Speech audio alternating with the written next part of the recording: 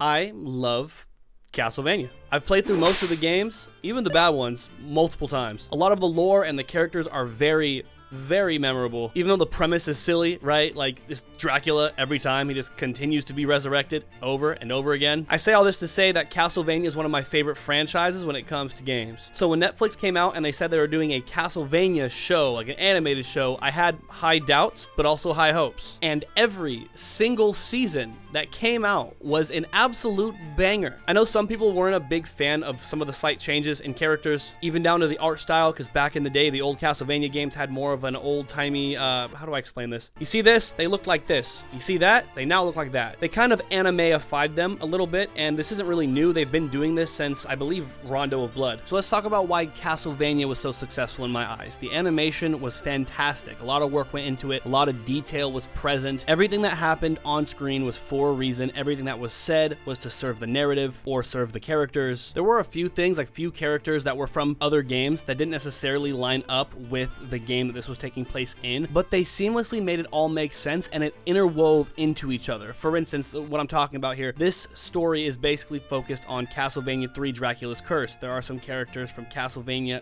I can't remember the name of it, it's the PS2 one. You could tell the writers cared and actually knew the stories enough to weave them together in the way that they did, the way they took some of these characters that were kind of forgotten in time. The Devil Forgers, both of them were dope. For some people, the show got less interesting after season 2. Personally, I liked season 3 and 4 a lot, although I do understand that the show definitely feels different after season 2. There's no Dracula, the motives are a little different, but it worked out for me. Look, I could sit here and talk about Castlevania and how much I love it all day. Absolutely adore the show. One of my favorite shows all time, probably. So when it was announced that Castlevania Nocturne was going to be taking place during the Richter saga, super pumped, super stoked. I spent all night Thursday watching through Castlevania Nocturne and just was kind of blown away by how disappointing it was. But why was it so disappointing? What made it so much less than its predecessor to me and apparently a small minority of people? A lot of people are loving this. The show's pacing is ridiculously fast for almost no reason. The show takes place during the French Revolution. It even touches on things like slavery, just sprinkling in some vampires with the story. There is groundwork for something interesting here, but they didn't get to do much with it at all. So get this right, get this. After episode 1, the show kind of sort of loses its setting a bit just because we don't really get to see the repercussions of this revolution taking place or people planning. We see the main characters talking about it. We don't necessarily spend a lot of time seeing how this is affecting the world. The church is obviously very much against this revolution. They don't want the people to stand up. They're even going as far as to practice devil forging. They seek aid from the vampires, and I guess the vampires just agree to work with the church and the humans. I'm not entirely sure why powerful vampires are interested in human politics. It just feels kind of ham-fisted, like well, I guess the vampires got to be here, so. Because this church and these people in it don't really do anything for the vampires at all. They need the vampires more than they need them. I guess aside from the devil forging, but the vampires are powerful. They can just overpower most of the humans, right? Like the vampires literally hunt them in public, just eating them on the side of the street here and just throwing their bodies just out in public. Clearly, they're not intimidated by them. Unless there are more magic fighters that we're just not seeing. Again, we don't really know that. The Belmonts in this world are basically forgotten, it seems. Either that or they're just still not respected for some reason. You know, for a show about the Belmonts, I do feel like we spend more time with other characters more so. I get that they have a large cast of characters and they're trying to introduce every individual character at the same time. I do feel like we get much more of someone like Annette over Richter. And of course, I'm not going to be comparing her to her video game counterpart because she was nothing more than a plot point to get the game moving forward. She gets captured, kidnapped by a vampire named Shaft. In the game, she is Richter's wife, and somewhere down the line, she gets bit and turned into a vampire. There really isn't much to Annette in the video game, so change here is welcome. Richter in the show is very talented, but he's also very cowardly when he runs away when he first runs into All Rocks again. Obviously, he's traumatized by it. His mom was literally murdered by the guy. And because of so little time that we get to spend with him, his arc just accelerates into 10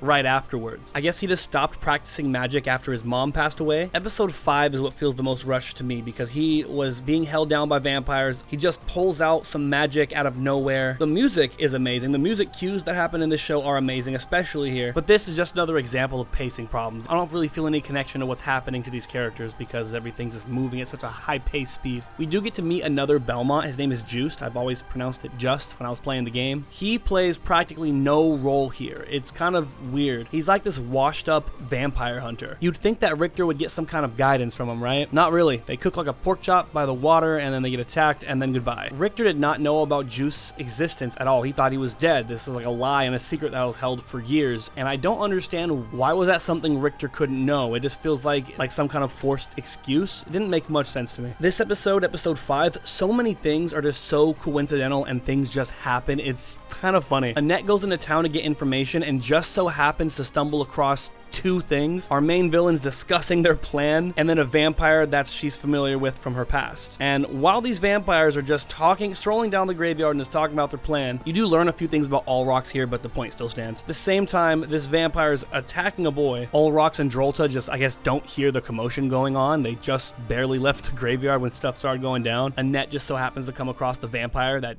killed her mother at the same graveyard, coincidentally. Sounds weirdly convenient to me, if you know what I mean. When Richter runs away from Olrox, he gets into town to get a drink, and just coincidentally, he runs into Juiced, and coincidentally, a vampire comes into the bar here. A lot of things just happen to be right time at the right place for a lot of pieces of this show, especially episode 5. There's a scene where Annette is explaining what a night creature is to Richter, and Richter doesn't know what a night creature is, which I just find weird because his mom is a Belmont. He is a Belmont. You don't think his mom mentioned night creatures once? They never ran into one or even told stories about them. Let's talk about Maria and her mom, Tara. Tara is, like I said, the mother of Maria, but also kind of like the foster mother of Richter. She's been looking after him all these years. There's also this head priest guy, right? And it turns out that is secretly Maria's father. I guess Tara just keeps so many secrets from the family. Goddamn. I don't really have much to say about these characters other than they're pretty boring up until like the last third of the show. Edward is a close friend of Annette's. He helped her and many others get out of slavery. He dies pretty early on, but he turns into a resurrected night creature. His special trait is he can sing very well, and I will say the singer, the voice actor, does a great job of that.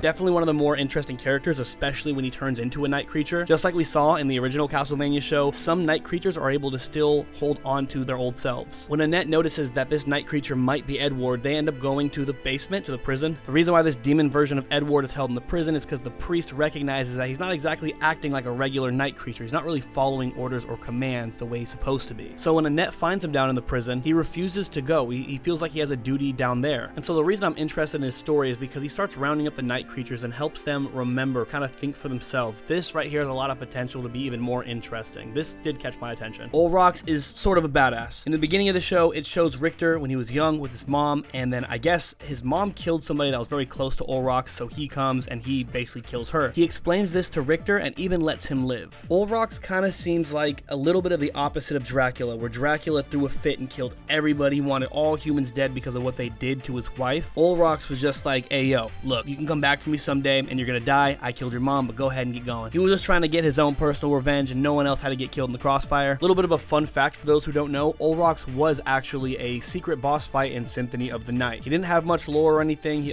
was a secret boss. He had to find him. I like the inclusion of Olrox and even giving us his tale because that could potentially be leading up to, if they ever even mention Dracula and think about resurrecting him, there's potential for Olrox to be like a right-hand man to Dracula or something, and that's something I'm absolutely interested in seeing. When it comes to Drolta, she has a cool design and her fight scenes are cool, but there's not really much to her other than I'm the bad guy. She was fun to see on screen, but we didn't get much of her. And it looks like we're not gonna get any more than that either. She just gets one-shotted at the end of the season by Alucard as a way to blue ball you into getting excited for the next season. I just see it as a waste of a character. I think one of the funniest scenes in the show actually involved Drolta when she's fighting Annette. Annette pulls this cage and like uses it to block an attack, but I guess her nails just so happen to hit like right in the center of a bar. The accuracy was insane and goofy. They also have like this other story with like a goddess, like a vampire goddess, and I don't remember her name, but she's based off of like a real life person who would like abuse and torture women. And there's just so much convoluted, there's too many things going on just for 8 episodes of a season of a show to tell all these stories and show all these things. They really should have saved the vampire goddess stuff for a different season entirely. Actually, matter of fact, why didn't Dracula ever hear about this woman? I'm not trying to draw too many like comparisons and everything to the previous show, but it is in the same like timeline. In season 2 of Castlevania, if I remember correctly, Dracula like employed deployed all the most powerful vampires from all over the place to support his plan. Was she like hiding or something?